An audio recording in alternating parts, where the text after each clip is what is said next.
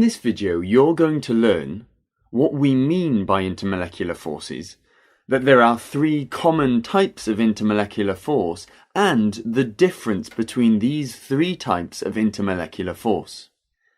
An intermolecular force is simply an attractive force between neighbouring molecules.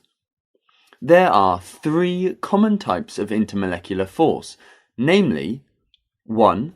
Permanent dipole-dipole forces, 2.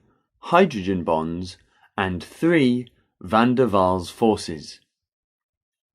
All of these three forces are very much weaker than ionic or covalent bonds, which bind atoms and ions together in elements and compounds. We have a video each on ionic and covalent bonds if you haven't learned about them yet. Let us now look at these three intermolecular forces one by one. First up are permanent dipole-dipole forces. A polar molecule is one in which there is a permanent dipole, arising usually because the different atoms in the molecule have different electronegativities, the attraction by a bonded atom for the pair of electrons in a covalent bond. Let us take hydrogen chloride as an example. Hydrogen chloride is a polar molecule, as the pair of electrons in the hydrogen-chlorine bond are nearer to the chlorine atom. In other words, they tend to one pole. The chlorine atom has a stronger attraction to the electrons because it has a greater electronegativity than the hydrogen atom.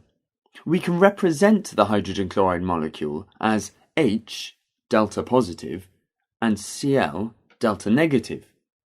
Thus, there will be an attraction between the delta negative on the chlorine atom of one molecule and the delta positive on the hydrogen atom of a neighbouring molecule. The diagram below shows the permanent dipole-dipole force between the two molecules of hydrogen chloride, indicated here by the red dashed line. The second type of intermolecular force is the hydrogen bond. The permanent dipole in a covalent bond between a hydrogen atom and a fluorine, oxygen or nitrogen atom is particularly strong. Thus, the attraction between the electron-deficient H delta positive of one molecule and the lone pair of electrons on a fluorine, oxygen or nitrogen atom of another molecule is much stronger than the permanent dipole-dipole attraction mentioned before between the two hydrogen chloride molecules. This particular type of dipole-dipole attraction between the electron-deficient H delta positive of one molecule and the lone pair of electrons on a fluorine, oxygen or nitrogen atom of another molecule is given the special name of hydrogen bond. So, a hydrogen bond is the attraction between the H delta positive of one molecule and the delta negative on the lone pair of a fluorine, oxygen or nitrogen atom of a neighbouring molecule. Even though a hydrogen bond has only about 5% the strength of a covalent bond, it does have a significant effect on the physical properties of compounds. For example, were it not for hydrogen bonds, both water and alcohol would be gases at room temperature and pressure.